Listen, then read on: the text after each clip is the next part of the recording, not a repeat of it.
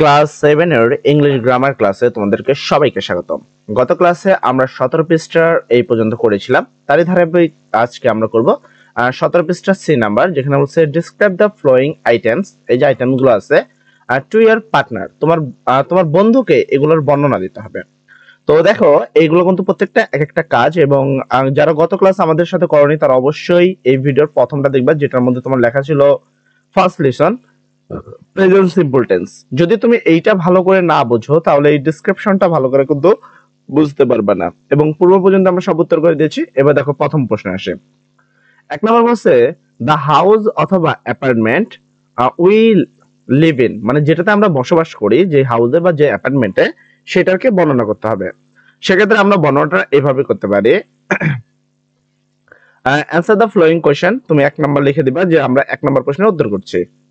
সেক্ষেত্রে আমরা প্রথমে লিখবো I live in a small house অথবা বিগ অ্যাপার্টমেন্ট। যে কোনো একটাতে তুমি লিখতে পারো I live in a small house অথবা বিগ অ্যাপার্টমেন্ট অথবা স্মল অ্যাপার্টমেন্ট। দুই নম্বর টপিকে লিখবা the house is in a quiet state, মানে হাউসটি বা এটা হলো রাস্তার সাথে। তার সাথে লিখবা ইটস এ নিয়ার অথবা not far from the train station, মানে এটাকে তোমার রেল স্টেশনের খুব কাছাকাছি। There is a garden behind the house. ঠিক আছে, তারপরে 4 নম্বর টপিকে দেখো, আমরা তোমাদের জন্য এগুলো কিন্তু খুব সুন্দর করে লিখে, এবং এটা কিন্তু তোমাদের গ্রামার যেটা রয়েছে সেখানে কিন্তু এই সব অ্যান্সার গুলো থাকে না। তো আমরা কিন্তু এখানে তোমাদের আলাদাভাবে নিজের লেখে লেখে তোমাদেরকে এগুলো করি, যার কারণে একটু টাইম লাগে। অবশ্যই চ্যানেলটি সাবস্ক্রাইব করে দিবা, এবং পাশাপাশি কমেন্ট সেকশন সবাই থ্যাংক ইউ ভাই লিখে দিবা। আচ্ছা, তারপরে লিখবা it is a 10 minute walk to অথবা ফ্রম, যে কোনো একটা লিখলে হবে দ্য টাউন সেন্টার, অর্থাৎ 10 মিনিট হাঁটলে আমরা টাউন সেন্টারটি পাচ্ছি। তো এই উপলক্ষে আমাদের প্রথম প্রশ্নের উত্তরটি হয়ে গেল। দুই নম্বর প্রশ্ন হলো ইয়ার হোম টাউন অথবা বার্থ প্লেস। তার মানে এখানে তোমার টাউন অথবা তোমার সিটি অথবা যেখানে জন্মগ্রহণ করছো তার সম্পর্কে ডিসক্রাইব করতে হবে বা বর্ণনা করতে হবে। সেক্ষেত্রে আমরা বর্ণনা এইভাবে করব, যদি আমি এইভাবে লিখে রাখছি, তোমরা এখানে জায়গাটার নাম চেঞ্জ করে দিতে পারো। ঠিক আছে, আমি এখানে লিখছি I live in a Dhaka, আমি ঢাকায় বসবাস করি। It's a largest city in Bangladesh, এটা বাংলাদেশের মধ্যে একটি বড় মানে শহর। And it is a beautiful place to live, এটাকে কি এখানে বসবাসের যোগ্য খুবই সুন্দর একটি জায়গা। আই হ্যাভ লিভড হিয়ার, আমি এখানে বসবাস করি অল অফ মাই লাইফ, আমার কি অল মাই লাইফ মানে আমার সারা জীবনে আমি এখানে বসবাস করি। এন্ড এবং I can not imagine living any way else, মানে এটা ছাড়া আমি অন্য কোনো জায়গায় বসবাস করার কথা চিন্তাও করতে পারি না। এটা সার্চ হিস্টোরিক্যাল কালচার, এখানে কি আছে হিস্টোরিক্যাল কালচার বা ঐতিহাসিক যে সংস্কৃতি সেটা রয়েছে। আই থিঙ্ক পার্টি বিকজ, আমি চিন্তা করি যেমন পার্টি রয়েছে, অথবা পহেলা বৈশাখ, 21শে বই মেলা, এগুলো তুমি এখানে লিখতে পারো। বিকজ কারণ the সিটিজ history is a mix of India and Pakistan influence, অর্থাৎ আমাদের যে কালচার আছে সেটা অ্যাকচুয়ালি কি ইন্ডিয়া এবং হলো পাকিস্তানের কি সমন্বয়ে মিলিত রয়েছে। আই থিঙ্ক দ্যাট, আমি চিন্তা করি যে হোয়াই আই লাইক ইট, কেন আমি এটাকে ভালোবাসি। হিয়ার, এখানে দেখো ইট ইজ এ ইউনিক প্লেস, এটা একটা অন্যরকম জায়গা। Traffic can be an issue in the city centre, যদিও কি এই সেন্টার বা শহরের মাঝে ট্রাফিক একটা বড় সমস্যা, বাট কিন্তু public transport is a very good, কিন্তু জনগণ বা মানুষ কিন্তু ঢাকাতে অনেকে আসে, তো এটা কিন্তু খুবই সুন্দর। তারপর বলা হয়েছে the city hasn't change search in the last 20 years, মানে এটা থেকে লাস্ট 20 ইয়ার্স ধরে আমাদের সিটিতে এমন কোনো চেঞ্জ হয়নি।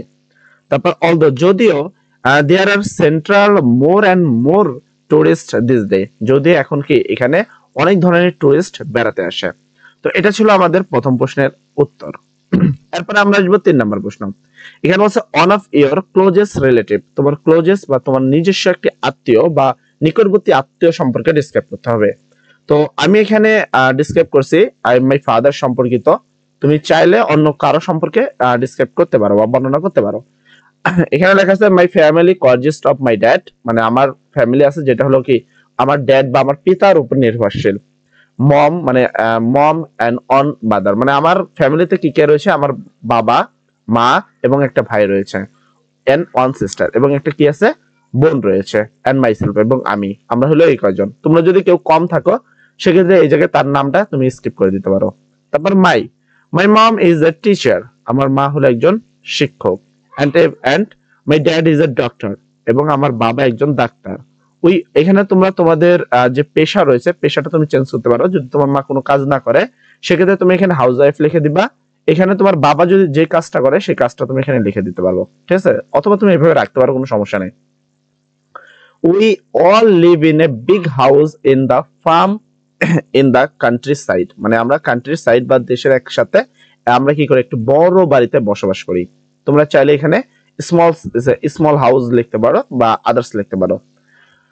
ফার্দারমোর ফলে dad is 50 years old and mom is 45 years old, মানে আমার বাবা হলো তোমার কত, এখানে 50 বছর বয়সের এবং আমার মা হলো 45 বছর বয়সের। মোটামুটি আমি একটা বর্ণনা দিলাম।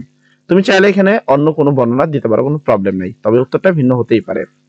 তারপরে দেখো এখানে বলা হয়েছে a beautiful place in your city, আমাদের শহরের একটি কি ভালো বা একটি সুন্দর জায়গা লাগবে।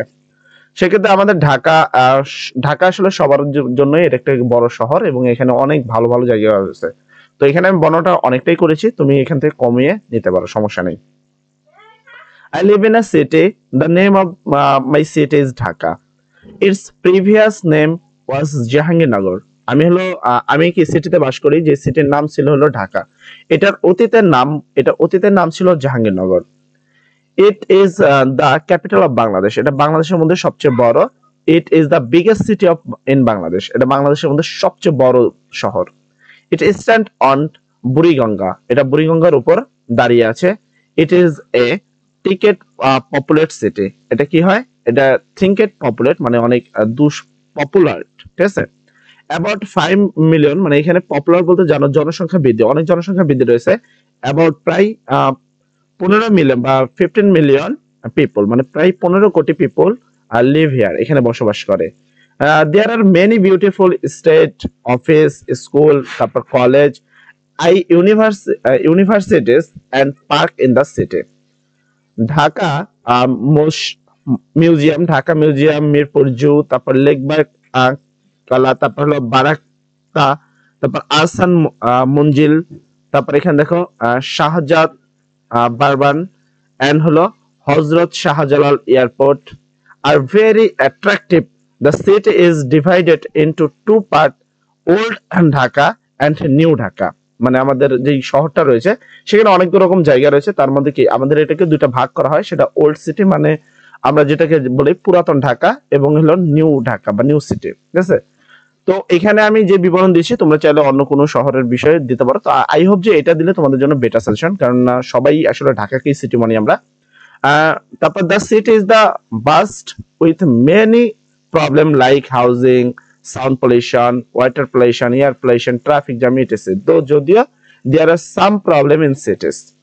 I like the city very much. তো আমরা এতটুকু লিখেছি, তোমার যতটুকু তোমার মনে হয় তুমি সেখান থেকে ততটুকু লিখতে পারো। তো এটা হলো তোমার পরবর্তী প্রশ্নের উত্তর। আচ্ছা, আসলে এইভাবে উত্তর দিতে লাগলে অনেকটা লেগে যাবে। আমি এখান থেকে দেখো এখানে বলছে যে কোনো একটাকে on one of following topics, যে কোনো একটা টপিকের উপরে তোমাকে করতে হবে কি প্রেজেন্ট টেন্সে। তো আমি এখানে মাই বেস্ট ফ্রেন্ড কে বেছে নিয়েছি, যার উপরে একটি প্যারাগ্রাফ লিখতে হবে, শর্টলি লিখবো আমরা প্যারাগ্রাফটা। তুমি চাইলে অন্য কিছু লিখতে পারো, তবে আই হোপ যে মাই best friend is the best choice, ঠিক আছে। তো এই প্রশ্নের উত্তরে আমরা যেটা লিখতে পারি, দেখো এখানে আমি 100 ওয়ার্ডের মধ্যে একটি লিখেছি, short paragraph on my best friend 100 word. এবং আমি বলি প্যারাগ্রাফ লেখার রুলস বা শর্টকাট কিন্তু আমার ক্লাসে রয়েছে, অর্থাৎ তুমি আমার চ্যানেলের যে হোম পেজ সেখানেও যদি যাও তুমি শর্টকাট ভাবে সব প্যারাগ্রাফ লিখতে পারবা। সেখান থেকে একটা পদ্ধতি আমি এখান থেকে ইউজ করেছি। তো এখানে আমরা লিখবো friends play an important part in everyone's life, মানে প্রত্যেকের জীবনে বন্ধু একটা গুরুত্বপূর্ণ জায়গা। I am very lucky to have a friend like Rohan, আমার কি রোহানের মতো একটি ভালো বন্ধু আছে, তাই আমি খুবই কি নিজেকে সৌভাগ্যবান মনে করি আর কি। Rohan is my best friend, Rohan হলো আমার ভালো বন্ধু। হি ইজ মাই ক্লাসমেট, সে আমার ক্লাসমেট। এন্ড যদি কোনো মেয়ে হও তাহলে এই জায়গায় হি বাদ দিয়ে সি লিখে দিবা, ঠিক আছে। তারপরে হলো he belongs a respected middle class family, সে হলো আসলে মিডল ক্লাস ফ্যামিলিতে আসলে থাকে বা সেখানে থাকে। He is a very good at his studies, সে হলো তার পড়াশোনা খুবই ভালো। His favourite subject is math, তার হলো যে এই সাবজেক্টটা রয়েছে বা ফেভারিট যে সাবজেক্ট সেটা হলো math. Teachers loves him so much, প্রত্যেকটা মানে শিক্ষকরা তাকে কি করে, প্রচুর পরিমাণে ভালোবাসে। তো এখানে দেখো আমি 100 ওয়ার্ডের মধ্যে লিখেছি, প্যারাগ্রাফ আসলে 150 ওয়ার্ড বা মতো লিখতে হয়, বাট আই হোপ যে দিস এনাফ ফর ইউ। তো এখানে তুমি কি করবা, বিসাইড একাডেমিস, একাডেমির পাশাপাশি he is also good and extra curriculum activities like drawing, painting, sports etc. Rohan is a very well mannered boy. He respect elder and talk to everyone very politely. He often comes to my house and helps me with my studies. We also play together every day in the afternoon. মানে আমরা প্রত্যেকে এই দিনে কি করি, পড়াশোনা করি, আর সে আমাকে সবসময় কি করে, প্রায় সাহায্য করে, আমার বাড়িতে আসে এবং আমাকে আমার পড়াশোনা সম্পর্কে সাহায্য করে, ঠিক আছে। এবং সে কি করে, সবসময় আমাদের সাথে একসাথে খেলে, প্রত্যেক দিনই প্রায় বিকাল বেলায়। I am very proud of my best friend, আমি আমার বন্ধুর জন্য খুবই কি নিজেকে প্রাউড ফিল করি। তো এই হলো তোমাদের মোটামুটি প্রশ্নের উত্তরগুলো আমি সব করে দিলাম।